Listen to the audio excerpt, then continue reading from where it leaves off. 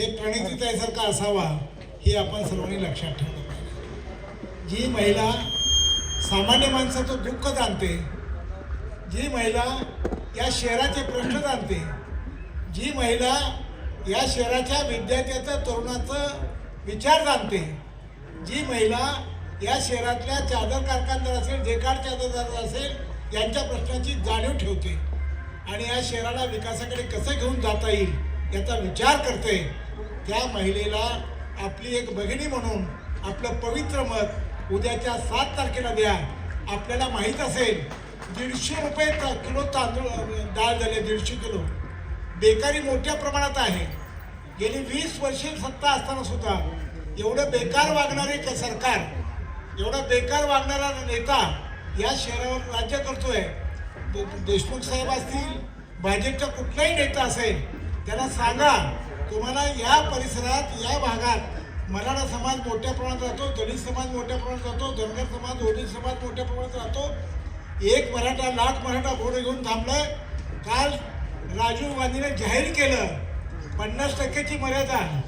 राहुल गांधीने जाहीर केलं की 50% मर्यादा ओलांडणार आणि मराठा समाजाला आरक्षण देणार ही भूमिका घेतलेली आहे.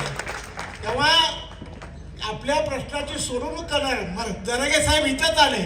माझे गवळी असेल आणि गवळी तालीम संघ असेल यांनी मोठं आंदोलन केलं सोलापुरात आणि सोलापूरचं आंदोलन जरागे पाटलांच्या हृदयी नोंद झालं. त्या मराठा समाज लाखो लोक इथून या आंदोलनात भाग घेतले आणि मग त्या दलित बांधवाचे मित्र सुद्धा या आंदोलनात भाग घेतले, ओबीसी समाजाचे मित्र सुद्धा या आंदोलनात भाग घेतले आणि हे आंदोलन होता म्हणता म्हणता सर्व समाजाचा विचार घडला आणि हे एक मराठा लाख मराठा म्हणता म्हणता आम्ही सगळे एकच आहोत. मगाशी एका कार्यकर्त्यांनी सांगितलं का आमचं सर्वांचं रक्त लाल आहे, ना जातीभेद नाही, ना पंथ नाही, आम्हाला कुठली जात नाही.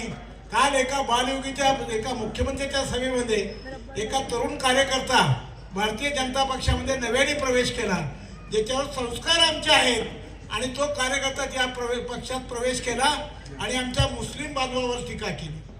मुस्लिम बांधवाबद्दल नाही ते वाटलं ते तुम्ही जातीवाद पेरताय, तुम्ही सोलापूर बिघडून टाकताय, सोलापूरचा इतिहास बदलताय.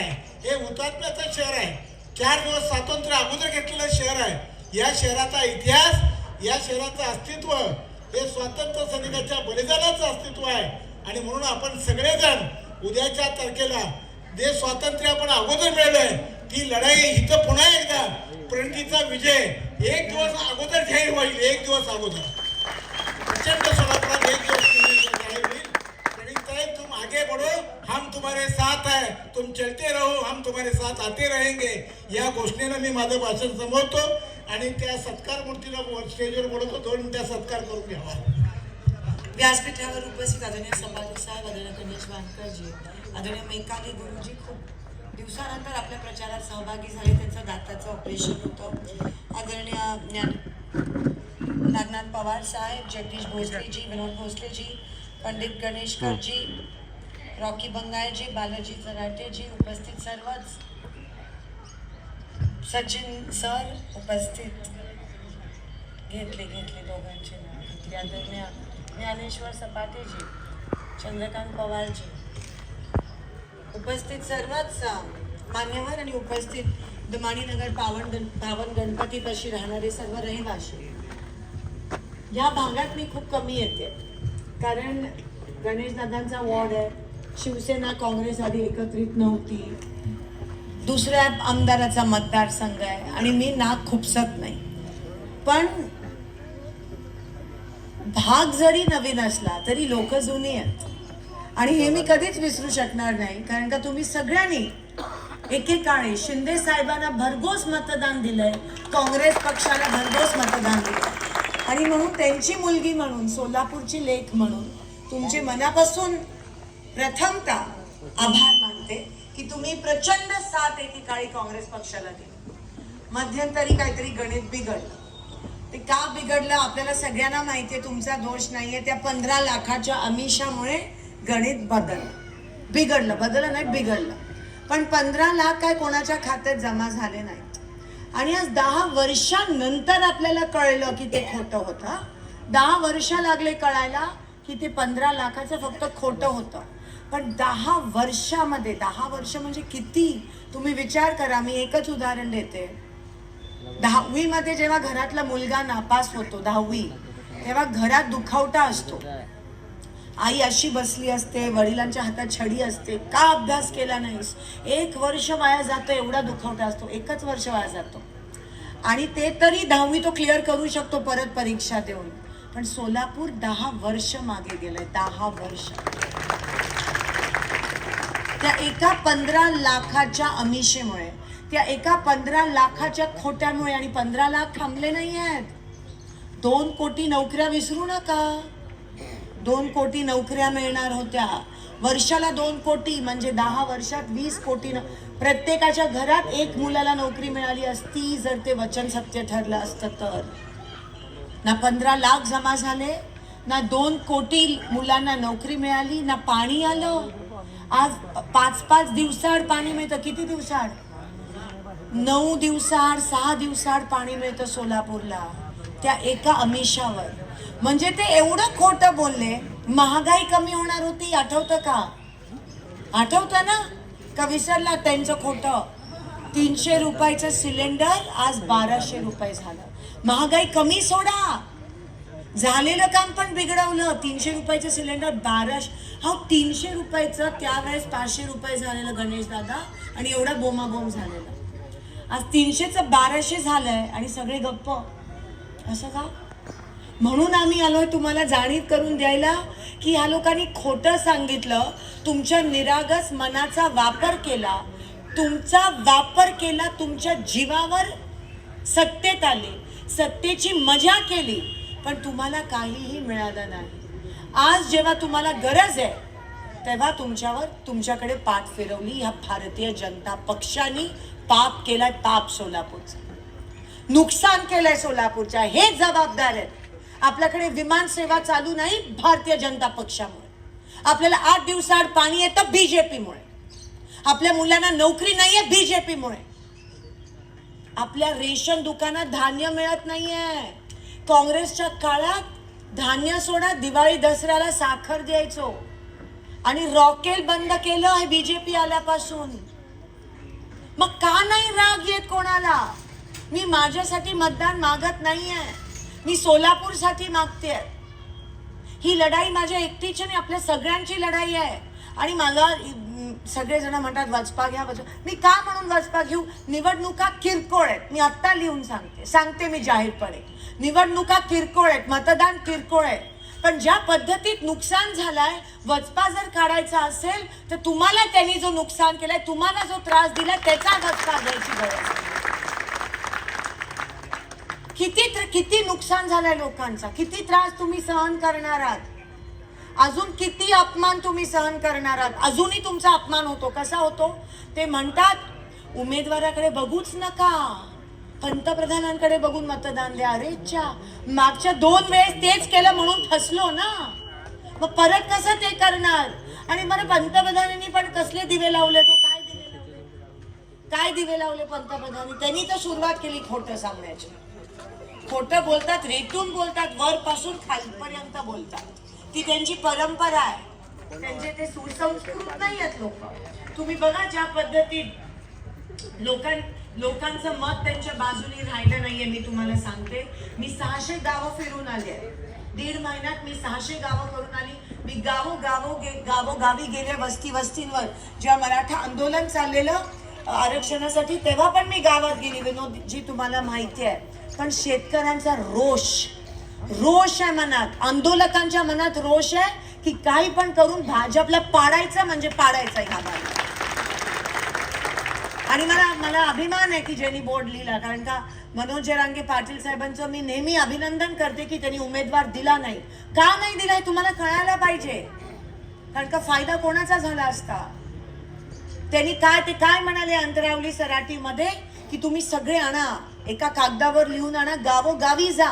तुम्हाला गावोगावी पाठवलं आणि सांगितलं वरती लिहून आणा किती जण हो म्हणतात, किती जण नाही म्हणतात. आणि तुम्ही बरोबर ते निवेदन त्यांना दिलं आणि ते म्हणाले की उमेदवार द्यायचा नाही. आणि एवढं पण म्हणाले ज्यांना निवडून आणायचे त्यांना निवडून आणा आणि ज्यांना पाडायचंय त्यांना ते विसरू नका जेव्हा मतदानाला जाल तेव्हा. हा बोर्ड तिकडे असायला पाहिजे. विसरू नका. त्यांनी गाजर दाखवलं. 1 दिवसाचं आमचं अधिवेशन घेतलं आणि आमचे माईकच बंद करून टाकले. नाटक केलं अधिवेशन, फक्त शो. हे सगळे फुगेच आहेत. लाठी चार्ज केला, SIT इन्क्वायरी त्या ठिकाणी केली, आम्ही विरोध केला. हा बघितले ना कालची क्लिप. पहिला टेबल जेव्हा देवेंद्र फडणवीस म्हणाले, फडणवीस म्हणाले की SIT चालू झाली पाहिजे, तेव्हा पहिलं टेबल आपल्या विरोधी पक्षाच्या उमेदवारांनी बरोबर बोला. हे बोलायला पाहिजे भाषणात तुम्ही, हे फिरवा. आता त्यांच्याकडे ते गेलेत ना, ते म्हणाले ना एकेकाळी काय म्हणाले, लाव रे तो व्हिडिओ. आता लाव रे तो व्हिडिओ असं करायला पाहिजे. गल्लोगल्ली ते व्हिडिओ आले पाहिजेत या ठिकाणी. एवढा अन्याय, एवढा अत्याचार केला. विरोध करायचा म्हणून नाही, पण एवढं सहन कसं. आणि पूर्ण देशात असं झालंय. तुम्हाला दाखवत नाहीयेत, पण हरियाणा पंजाब मधल्या शेतकऱ्यांवर गोळीबार केला, रस्त्यावर खिळे लावले. हे सरकार शेतकऱ्यांच्या विरोधातलं आहे, महिलांच्या विरोधातलं आहे. त्यांचा तो एक नराधम उमेदवार, त्यांनी 2,500 महिलांवर शोषण केलं. 2,500 महिलांवर त्यांनी शोषण केलं, अत्याचार केला, अन्याय केला. आणि त्या उपर ऐका पुढची गोष्ट, मोदीजी काय म्हणतात, त्याचा हात वर धरला त्या बलात्कारीचा आणि म्हणालं ह्याला मतदान द्या म्हणजे माझी ताकद बळकट होईल. म्हणून ते म्हणतात उमेदवाराकडे बघू नका, कारण का ह्यांचे सगळे उमेदवार भ्रष्टाचारी किंवा बलात्कारी. आणि हे आहे सत्यस्थिती आहे. मी करते निषेध. नेहा हिरेमठचा जो कोणी हत्याचा हे आहे तो फयाज, त्याला फाशी झालीच पाहिजे. हा काय राजकीय विषय नाहीये, हा पक्षाचा विषय नाहीये, हा एका महिलेचा सन्मानाचा विषय आहे. पण त्याला पण झाली पाहिजे. त्याच्याबद्दल बोला. उलट मोदीजी त्याचा हात वर करून म्हणतात की ह्याला मतदान द्या म्हणजे मी बळकट होईल. वा वा, हे बोलणं गरजेचं आहे. आणि तरी मी तर म्हणते, एक जरी वोट भाजपला गेलं ना इथून, तर ते मत आरक्षणाच्या विरोधातलं मत असेल.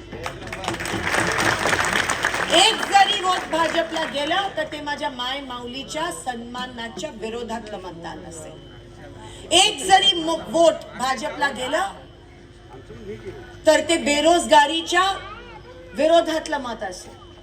एक जरी मत भाजपला गेलं, बेरोजगारी होण्यासाठी मत असेल. एक जरी मत भाजपला गेलं तर ते महागाई झाली पाहिजे म्हणून ते मत असेल. कोण का म्हणून मतदान करेल भाजपला, मला सांगा. जर खरा कष्ट करणाऱ्या वडिलांचा तो पोरगा असेल, ज्यांनी कसं बसं करून पैसे वाचून मुलाला शिक्षण दिलं, तर तो माणूस, तो मुलगा कधीच भाजपला मतदान करणार नाही.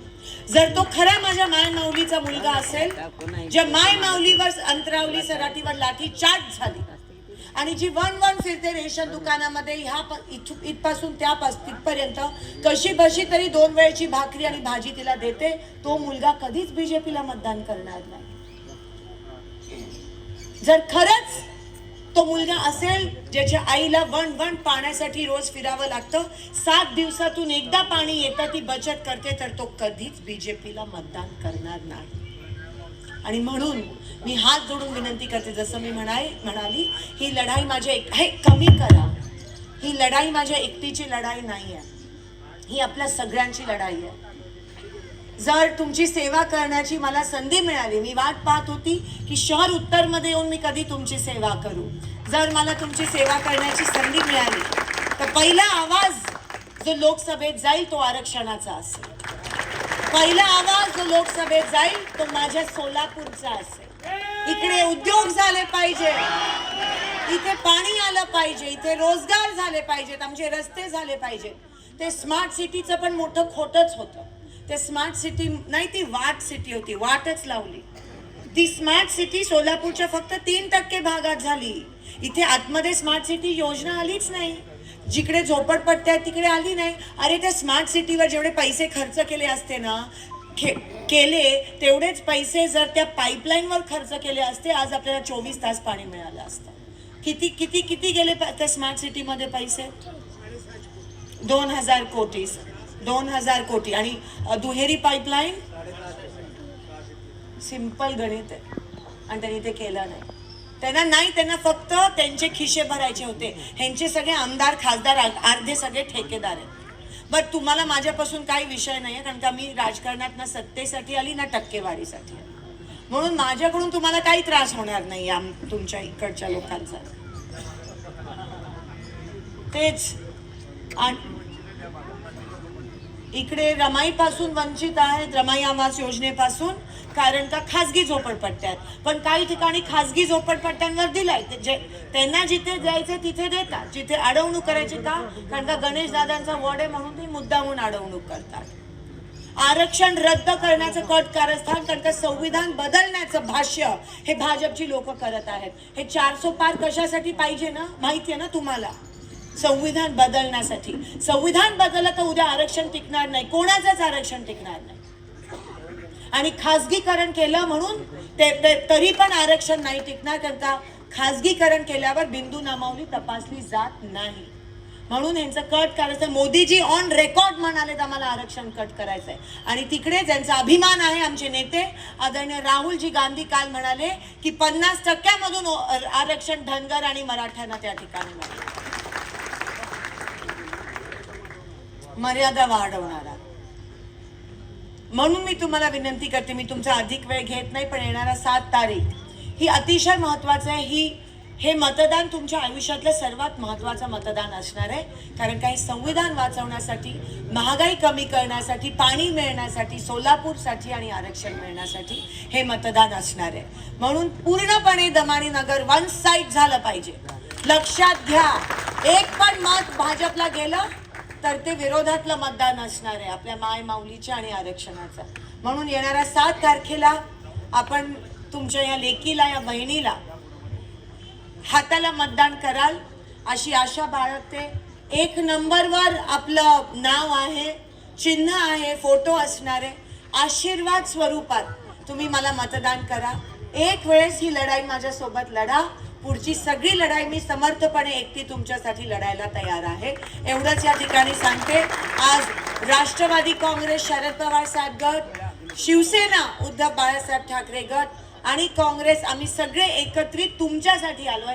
आमच्यात आता काही गट तट राहिले नाही, तुमच्यात पण ठेवू नका अशी विनंती करते आणि आपली रजा घेते. धन्यवाद. जय हिंद, जय महाराष्ट्र. यानंतर ताईंचा सत्कार भाग्यश्री बापूसाहेब गोले आणि उबाळीताई करतील प्रतिसाद म्हणून.